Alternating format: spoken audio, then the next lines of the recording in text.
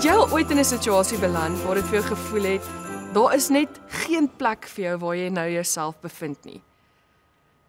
Dis asof jy nie hoort waar jy is nie. Miskien het jy laat opgedaag by 'n volgepakte geleentheid, net om te besef daar is geen sitplekke oor nie.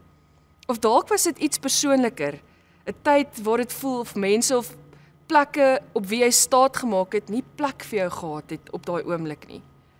Daardie gevoel van uitsluiting, van uitgelaat wees, is iets wat ons almal al beleef het. Tog, wanneer ons aan die Kersfees storie dink, is dit maklik om 'n warm, gesellige prentjie voor te stel. Flikkerende liggies, 'n kersboom, vreugdevolle byeenkomste, 'n plek vir almal.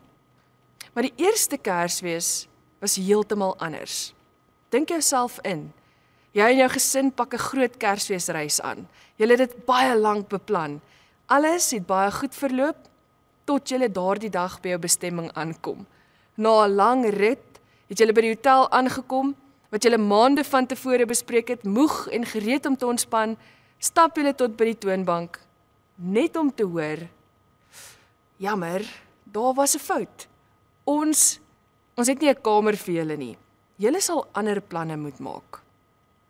Hoe sou jy voel, na ure op die pad, moe kinders en tasse in die hand, is dit die laaste ding wat jy nodig het om weggewys te word by die plek waar jy moet bly. Jy het die bespreking gehad, maar daar was steeds geen plek nie. Nou moet jy die beste van 'n slegte saak maak. Ons skrifgedeelte vandag is Lukas 2 vers 7, waar ons Maria en Josef se situasie teekom.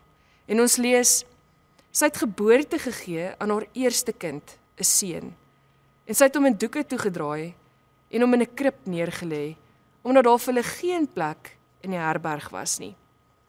Dit was Maria en Josef se situasie. Hulle het ver gereis, Maria is hoogswanger, net om in Bethlehem aan te kom en uit te vind dat daar geen plek vir hulle was nie. Geen familie het hulle ingelaat nie, geen gastehuis het sy deure oopgemaak nie. En so is Jesus, die koning van die konings, gebore op 'n plek wat bedoel was vir diere, 'n stal. Sy eerste bedjie was 'n krib. Die skepper van die heelal het nie in glans of gemak in die wêreld ingekom nie, maar in absolute nederigheid. Hy het gekom na 'n wêreld wat geen plek vir hom gehad het nie. En tog maak hy plek vir ons, vir jou en vir my. In hierdie oomblik in Bethlehem openbaar iets oor Kersfees.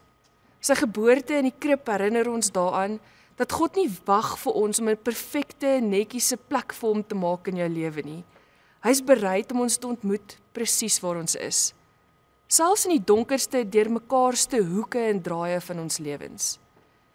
Miskien voel jy, jou lewe is soos daardie oorvol herberg, vol to-do-lyste en verpligtinge of afleidings.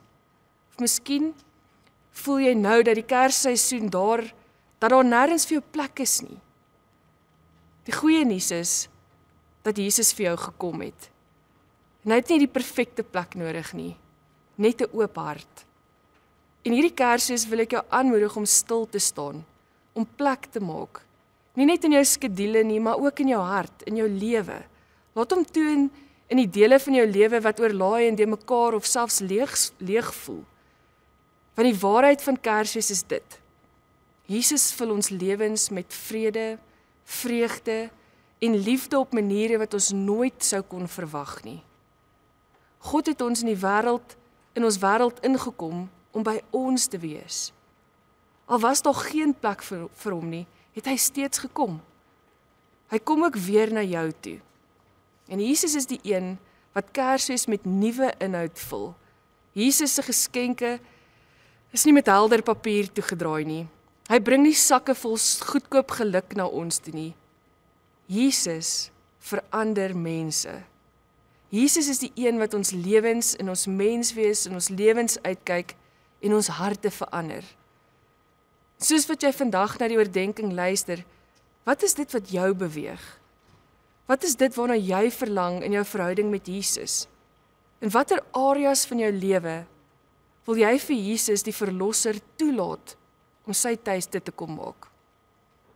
En dalk is 'n refleksie oefening gepas vir vandag. En ek wil jou nooi om vandag vir 'n oomblik eenkant te kom. 'n Paar keer lekker diep asem te haal. Vandag se skrifgedeelte weer te lees en dan te reflekteer oor waar jy Jesus in jou lewe ervaar.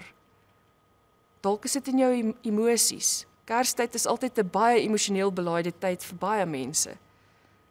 Dalk het hy gekom vir jou werksomstandighede en vertrou jy hom vir uitkoms. Dalk is hy besig en het hy gekom in jou verhoudings hierdie jaar. Soos wat jy nadink oor waar Jesus in jou lewe tans, waar jy hom tans ervaar, sê dan ook vir hom dankie. Of dalk wil jy reflekteer oor waar jy jou hart wil oopmaak vir Jesus, om sy tuiste te kom maak. Vat jou tyd. Praat met Jesus oor jou lewe. Hy het gekom, hy is die koning, hy is jou verlosser, en hy wil deel wees van jou lewe. Ontvang die seën. Mag jy die genade van ons Here Jesus Christus, die liefde van God ons Vader, en die gemeenskap van sy Gees in en met jou ervaar in hierdie Kerstyd. Amen.